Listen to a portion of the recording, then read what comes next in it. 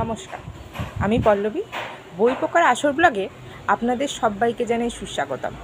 আশা করি সবাই খুব ভালো আছে, যদিও প্রচণ্ডই গরম। তবুও এখন দরকার একটু বৃষ্টি।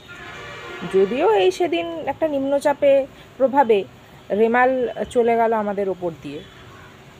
বিশেষ ক্ষয়ক্ষতি আমাদের এই দিকে হয়নি, হয়েছে বাংলাদেশ বা উপকূলবর্তী এলাকা, সুন্দরবন, পূর্ব মেদিনীপুর, দীঘার উপকূল।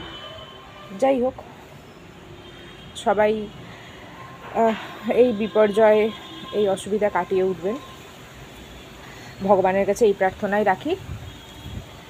যাকে একটু হাওয়া দিচ্ছে। আজকে আপনাদের জন্য বিদ্রোহী কবি কাজী নজরুল ইসলামের লিচু চোর। বাবুদের তালপুকুরে হাবুদের ডালপুকুরে, সে কি বাস করলে তারা, বলি থাম একটু দাঁড়া। পুকুরের ওই কাছে না লিচুর এক গাছ আছে না, পোতানা আসতে গিয়ে বড় এক কাস্তে নিয়ে গাছে গে যেই চড়েছি, ছোট্ট এক ডাল ধরেছি। ও বাবা, মরাত করে পড়েছি সরাত চড়ে। পড়বি পর মালির ঘাড়েই, সে ছিল ঠিক গাছের আড়েই। বেটা ভাই বড় নচ্ছার, দুমা দুম গোটা দুচ্চার, দিলে খুব কিলো খুশি, একদম জোর সে ঠুসি।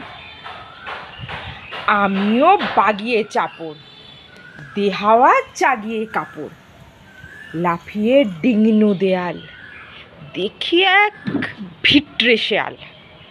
আরে ধ্যাত, শেয়াল কোথা, ভেলোটা দাঁড়িয়ে হতা, দেখে যেই আঁতকে ওঠা, কুকুরেও জুড়লে ছোটা। আমি কই কম্ম কাবার, কুকুরেই করবে সাবার। বাবা গো মা গো বলে পাঁচিলের ফোকল গলে ঢুকি গে বসদের ঘরে, যেন প্রাণ আসলো ধরে। কি বলিস, চুরিতে আর যদি যাই, তবে মোর নামই মিছা। কুকুরের চামড়া খিচা, সে কি ভাই যায় রে ভুলা, মালির ওই পিটনিগুলা। কি বলিস, ফের হপ্তা, তওবা নাক খপ্তা।